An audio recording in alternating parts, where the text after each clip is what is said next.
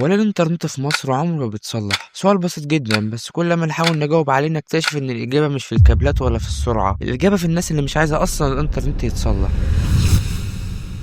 مين بقى الناس ديت؟ الشركات، الحكومة، المحتكرين، ولا يمكن إحنا نفسنا اللي سايبينهم يعملوا كده لأننا تأقلمنا وتعودنا على القرف؟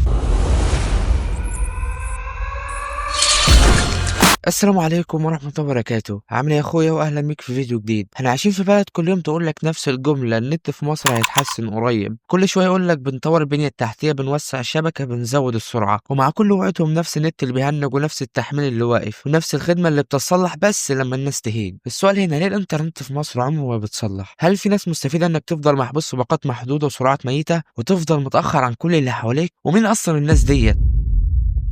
عمرك يا صديقي فكرت مين أكتر واحد مستفيد إن النت يفضل محدود بالمنظر ده؟ بص يا صديقي، كل سنة بنسمع عن تطوير البنية التحتية والشبكات وكمان السرعات في مصر، بس على أرض الواقع التحسين الوحيد اللي بنشوفه هو في الفواتير. النت المحدود مش مجرد وسيلة الشركات بتكسب منها مليارات، لأ، الموضوع أعمق وأخطر من كده بكتير.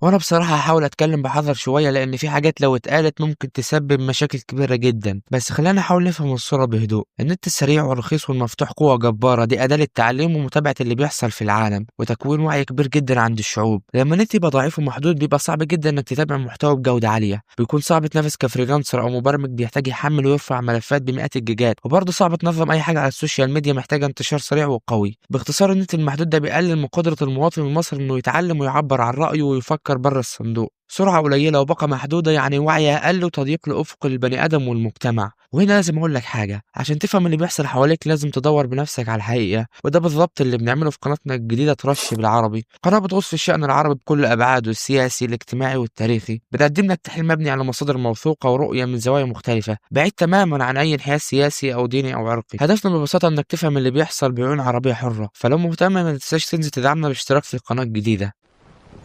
نرجع لموضوعنا يا صديقي، وانا احب اقول لك يا حبيب اخوك: كل ما النت يفضل محدود المعلومه نفسها بتفضل محدوده، بالتالي الوعي بيكون محدود والمجتمع كله بيفضل تحت السيطره. مش تحليل الشخصي، لكن لو ركزت في طريقه تعامل الشركات والحكومه مع الانترنت تلاحظ ان في سياسه واحده واضحه: ادي الناس احساس ان في تحسين من غير ما يتغير اي حاجه فعلا. ده اللي بيتم في الاعلانات بتاعت الشركات فعليا. كل شويه في الاعلانات بتاعتهم نسمع نفس الوعود الازليه: مصر بتدخل عصر السرعات الجنونيه، ودخلنا في ثوره انترنت جديده، ده احنا وصلنا ل 500 ميجا بت في مصر، وبنشوف التطبيق الاعلامي شغال بقى على صوت. بس الواقع بيقول ان دي كلها شويه وعود كدابه ملهاش اي اساس من الصحه، مجرد ضخ اعلامي عشان يسكتوا الناس. وحتى لو كان في تحسينات في بعض المناطق، التحسينات دي كلها مجرد مسكنات مش علاج بيقلع المشكله من جذورها. اي تحسينات في السرعه او الشبكات او البنيه التحتيه ملهاش اي 30 لازمه طول ما الشعب محبوس في باقات محدوده. المشكله انه في الاعلانات اللي بيقول لك فيها احنا عملنا وسوينا، احنا اللي دافعين ثمنها مش حد تاني. الفلوس اللي المفروض تنصرف على تطوير البنيه التحتيه رايحه تتصرف على الاعلانات والرعايه. شركه وي من فتره عملت عقد رعايه مع النادي الاهلي ب 4 مليار جنيه، انت متخيل؟ وفي نفس الوقت رفعت اسعار الباقات للضعف تقريبا. يعني ببساطه اللي دفع ثمن عقد الرعايه هو الشعب نفسه مش حد تاني. انت وانا وكل واحد بيدفع اشتراكه الشهري هو اللي بيمول الاعلانات والرعايات اللي بيشوفها في التلفزيون، وعليه قيس كل الشركات. كل اعلان ضخم بتشوفه قيمته بتتحط فوق المنتج، والمستهلك هو اللي بيدفع. يعني الاسعار مش بتغلى مثلا بسبب تكاليف التشغيل اللي بيقول لك عليها غاليه والكلام الفاضي ده، بالعكس النت بيغلى بسبب الدعايه والاعلانات الوهميه، احنا اللي بندفع الثمن. انا ما شفتش الشركات في العالم كله بتعمل دعايه بالشكل ده غير عندنا احنا في مصر. الغريب ان النت في مصر بيتحسن بس لما الناس بتفتح بقها وتتكلم. اي تحسن حقيقي بيكون عاده بعد هجمه غضب كبيره بتولع السوشيال ميديا وانتشار واسع للمشكله بين الناس وتدخلات نادره جدا من جهات رقابيه، وغالبا بتكون ضعيفه ومش بتغير حاجه جذريه. وده بيودينا النقطه الاساسيه: غياب الرقابه بجد. الجهاز القومي لتنظيم الاتصالات المفروض انه هو اللي بيحمي حقك في خدمه كويسه، بس الدور ده غالبا بيكون شكل بس على الورق. مفيش حد بيحاسب الشركات بجد على سوء الخدمه يا صديقي. الجهاز اصلا محتاج حد يحاسبه على اللي بيعملوا فينا، على سياسات الاستخدام العادل اللي بتسرق جوبنا، وعلى الاسعار اللي مالهاش علاقه بالدخل بتاعنا. لو كان في رقابه حقيقيه ونيه للتغيير بجد كان الوضع ده اتغير من سنين يا صديقي. احنا خلاص اتعودنا وما عادش فارق معانا، وده اكبر غلط، وده اللي هم عايزينه اصلا. لانك لما تتعود على السوق مش هتطلب الاحسن، وده بالظبط اللي حاصل. الناس خلاص اتاقلمت.